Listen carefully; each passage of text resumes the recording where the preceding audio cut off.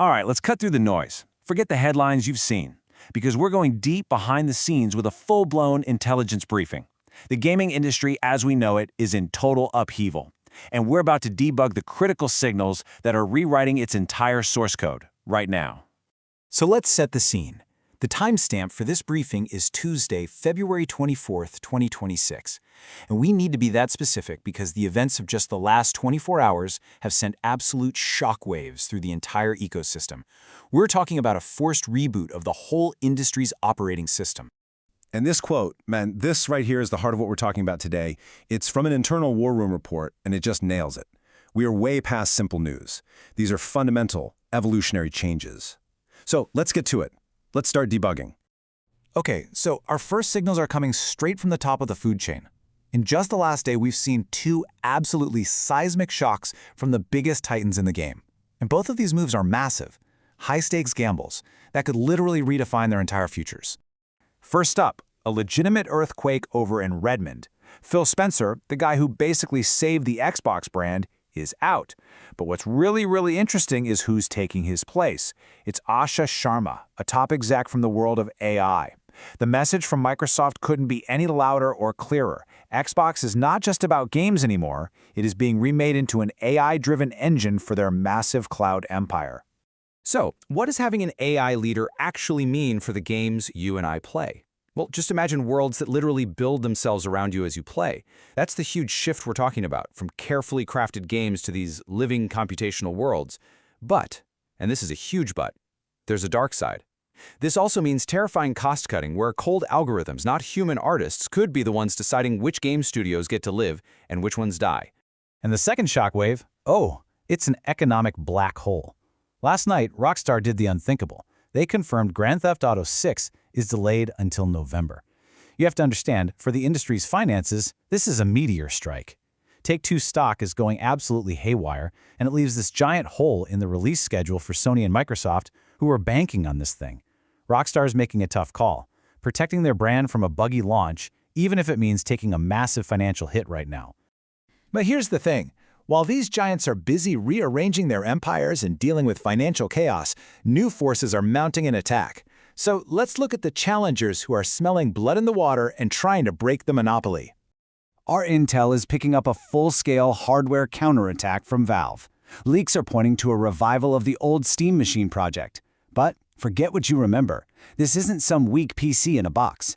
We're talking about an ultra-powerful desktop console, built from the ground up to go head-to-head with something like a PS5 Pro. You combine that with a new VR headset, and Valve's goal is crystal clear. They want to shatter the Sony and Microsoft monopoly over our living rooms. Meanwhile, a totally different kind of war is breaking out in the indie scene. See, major platforms have been using algorithms to shadow ban, basically to secretly suppress games that are artistically challenging. And the spark that lit the fuse? The banning of this one game, Abide, for its so-called disturbing psychological atmosphere. That was the last straw. It's triggered a mass exodus of developers over to GOG, a platform that's promising total artistic freedom. This is a full-blown rebellion for creative control. Now for our third, and you know what, maybe our most surprising signal yet. Because with all this crazy future-facing disruption, there's this incredibly powerful counter-movement that proves that sometimes the best code is the code that's already been written. And this just perfectly illustrates the point. Diablo 3. This game is 14 years old. Its sequel is already out and has been for a while. And yet, Blizzard just confirmed that millions of people are still logging in to play it every single day. So, how is that even possible? Well, the answer has a name: comfort code. See, Diablo 3 isn't about having the best graphics or the newest story. It's a pure, fast dopamine machine. People log in just for the rhythm of it. That flawless gameplay loop feels like, well, like the source says, digital meditation. It's just perfectly addictive in a way that its more complicated sequel has really struggled to copy. And if you need any more proof, just look at this number: 27. That's how many years it has been since Age of Empires 2 first launched.